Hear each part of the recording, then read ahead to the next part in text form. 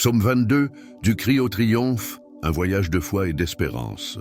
Il est également connu pour sa portée prophétique, étant largement reconnu comme un psaume messianique, car de nombreuses paroles et images qu'il contient trouvent leur accomplissement dans la crucifixion de Jésus-Christ. Le psaume commence par ces mots « Mon Dieu, pourquoi m'as-tu abandonné ?»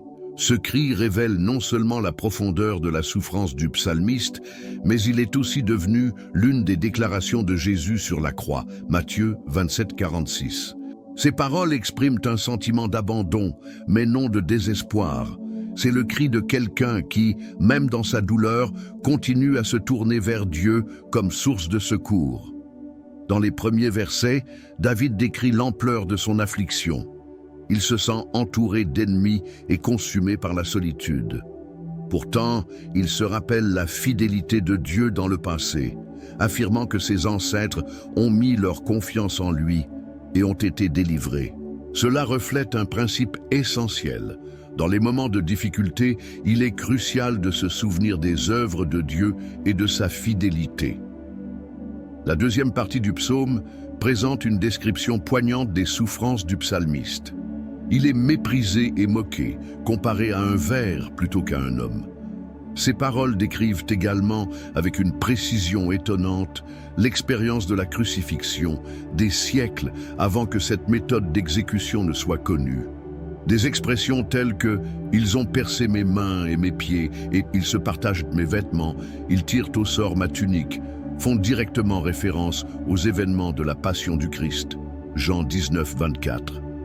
Malgré l'angoisse, le psalmiste implore l'intervention divine. Il reconnaît que Dieu est son unique espoir et demande à être délivré. Cette transition vers la confiance et la supplication marque un tournant dans le psaume.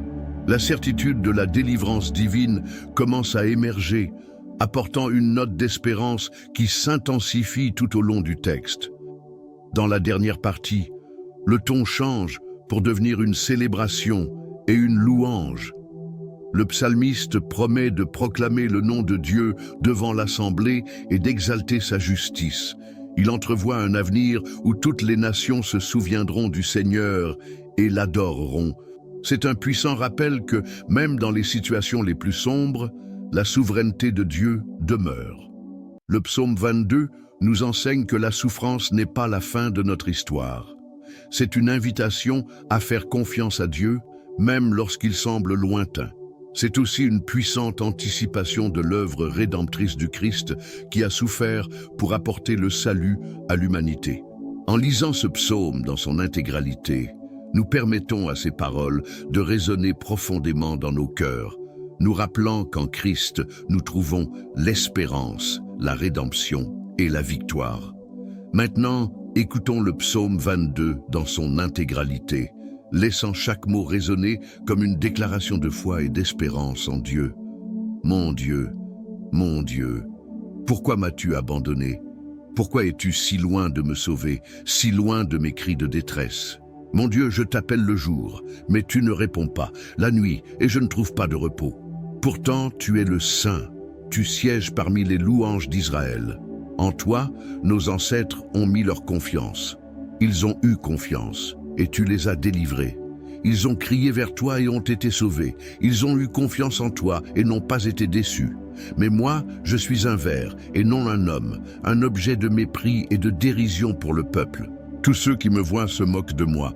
Ils ricanent, hochent la tête et disent qu'ils s'en remettent à l'Éternel, que l'Éternel le délivre, qu'il le sauve, puisqu'il l'aime. Cependant, c'est toi qui m'as tiré du ventre de ma mère, qui m'as assuré dès les seins de ma mère. Dès ma naissance, j'ai été confié à toi. Depuis le ventre de ma mère, tu es mon Dieu. Ne sois pas loin de moi, car la détresse est proche et personne ne vient à mon secours. De nombreux taureaux m'entourent, de puissants taureaux de Basan m'encerclent. Ils ouvrent grand la bouche contre moi, comme un lion qui déchire et rugit. Je suis comme de l'eau qui s'écoule et tous mes os se disloquent.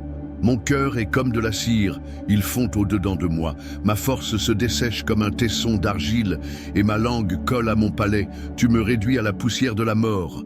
Des chiens m'entourent, une bande de méchants m'encercle. Ils ont percé mes mains et mes pieds. Je peux compter tous mes os. Eux Il m'observe, il me regarde avec mépris. Il se partage mes vêtements, il tire au sort ma tunique. Mais toi, Éternel, ne sois pas loin.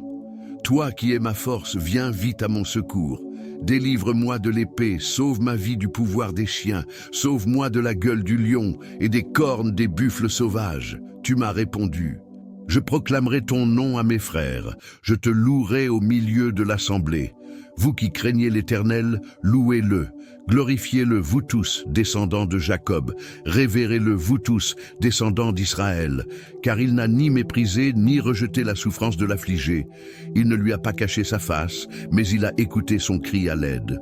C'est de toi que vient le sujet de ma louange dans la grande assemblée. J'accomplirai mes vœux en présence de ceux qui te craignent. Les humbles mangeront et seront rassasiés. Ceux qui cherchent l'Éternel le loueront. Que votre cœur vive à jamais. Toutes les extrémités de la terre se souviendront et se tourneront vers l'Éternel. Toutes les familles des nations se prosterneront devant lui.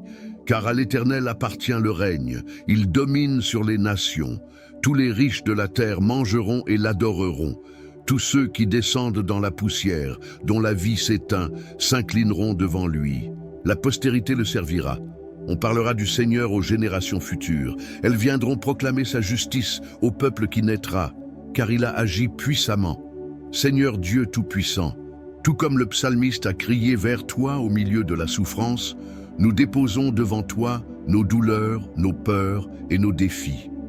Tu es le Dieu qui n'abandonne jamais, même lorsque nous ressentons le silence dans notre marche.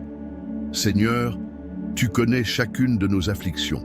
Tu vois quand nous sommes ridiculisés, quand nous nous sentons écrasés par les pressions de la vie et quand il semble que nous sommes entourés d'ennemis de tous côtés. Merci, car en Christ, nous avons la certitude que nous ne serons jamais seuls. Il a porté nos douleurs et pris sur lui nos transgressions, afin que nous puissions trouver en toi la véritable paix et l'espérance. Père, aide-nous à nous souvenir, comme le psalmiste, de tes œuvres merveilleuses dans le passé. Donne-nous un cœur qui a confiance en toi, même lorsque nous ne comprenons pas ce qui se passe autour de nous. Renouvelle en nous la foi que, tout comme tu as été fidèle envers nos ancêtres, tu resteras fidèle envers nous. Nous déclarons que tu es digne de toute louange et de toute gloire. Que toutes les nations, toutes les familles de la terre reconnaissent ta souveraineté. Que le message de ton amour et de ton salut atteigne les extrémités de la terre, transformant les cœurs et apportant l'espérance aux désespérés. Enfin, Seigneur, nous remettons entre tes mains nos souffrances, nos inquiétudes et nos luttes. Nous avons confiance que, comme dans le psaume 22, nos histoires ne se terminent pas dans la souffrance, mais dans la victoire que tu as préparée pour ceux qui se confient en toi. Donne-nous la force de persévérer, le courage de faire face à demain et un cœur qui exalte ton nom en toutes circonstances. Au nom de Jésus, notre Sauveur et Rédempteur, nous prions. Amen.